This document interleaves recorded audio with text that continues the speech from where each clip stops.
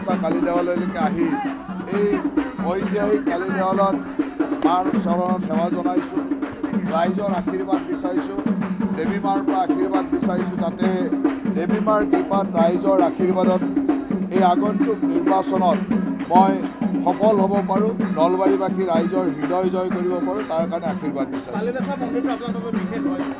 বালিলেচা মন্দিৰত মই বহু আগৰে পৰা মানে আধ্যাত্মিকভাৱে মই জড়িত হৈ থাকোঁ আৰু এই মন্দিৰটোৱে মোক যথেষ্ট আকৰ্ষিত কৰে। প্ৰতিটো সময়ত ইয়াৰ প্ৰতিটো উন্নয়নৰ পৰা প্ৰতিটো কামতে মই ব্যস্ত হৈ থাকোঁ আৰু আজিও এই পবিত্ৰ দিনটোত ইয়ালৈ আহি অত্যন্ত মনত অশান্তি প্ৰকাশ কৰিছোঁ।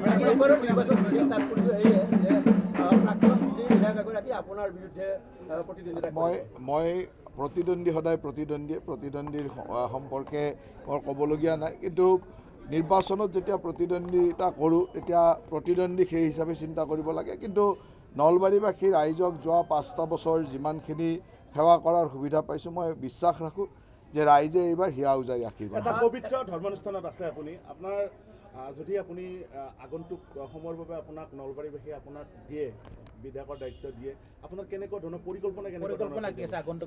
আমাৰ পৰিকল্পনা এইটোৱে, যোৱা 5টা বছৰ মুখ্যমন্ত্ৰী হিমন্ত বিশ্ব শৰ্মা ডাঙৰীয়াৰ নেতৃত্বত বিকাশ আৰু সুৰক্ষাৰ কাম আমি কৰিছোঁ। অসমৰ সৰ্বাংগীন বিকাশ আমাৰ যেনেকৈ লক্ষ্য, তেনেকৈ অসমৰ খিলঞ্জীয়া প্ৰতিটো জাতি জনগোষ্ঠীৰ সুৰক্ষা আমাৰ লক্ষ্য।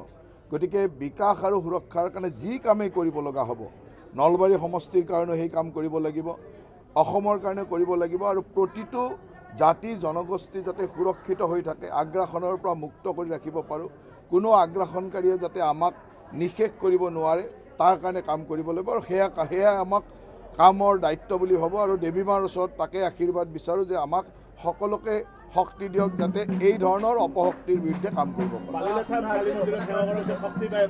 নিশ্চয়কৈ বালিলেচা কালী দেৱালয়ে মোক সদায় শক্তি দি আহিছে।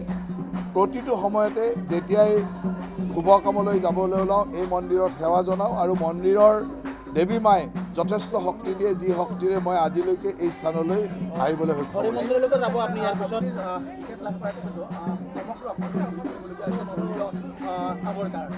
নিশ্চয়কৈ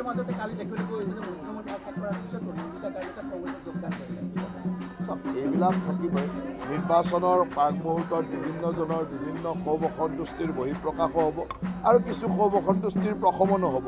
যোৱা 2 দিন ধৰি মইতো তেনেকুৱা ধৰণৰ আমাৰ যিসকল বিধায়কে প্ৰাৰ্থিত্ব পোৱা নাছিল, 5 বছৰ সতীৰ্থ বিধায়ক হিচাপে কাম কৰিছোঁ, তেওঁলোকক লগ কৰিছোঁ, তেওঁলোকৰ লগত কথা পাতিছোঁ। বেছিভাগে সৈমান হয়, বেছিভাগে সুন্দৰভাৱে দলৰ স্বাৰ্থত কাম কৰে, কোনোবা 2-এজনে অসন্তোষ থাকে। গতিকে তাক লৈ আমি বহুত চিন্তা কৰিব লগা নাই। সদায় ৰাইজ ভাৰতীয় জনতা পাৰ্টীৰ লগত আছে, মোদী ডাঙৰীয়াৰ লগত আছে, হিমন্ত বিশ্ব শৰ্মা ডাঙৰীয়াৰ লগত আছে। ইয়াৰ পৰা মই হৰিমন্দিৰলৈ যাম। এতিয়ালৈকে নলবাৰী জিলালৈকে অমিত শ্বাহ ডাঙৰীয়া আহিব বুলি আমাক জনাইছে, বাকী কোনো এতিয়ালৈকে জনোৱা নাই, কিন্তু মই ভাবোঁ যে নিশ্চয়কৈ আহিব, বহুকেইজন তেনেকুৱা ব্যক্তি আহিব। যিকোনো খবৰৰ বাবে যোগাযোগ কৰক আমাৰ এই নম্বৰত 9181 307 221।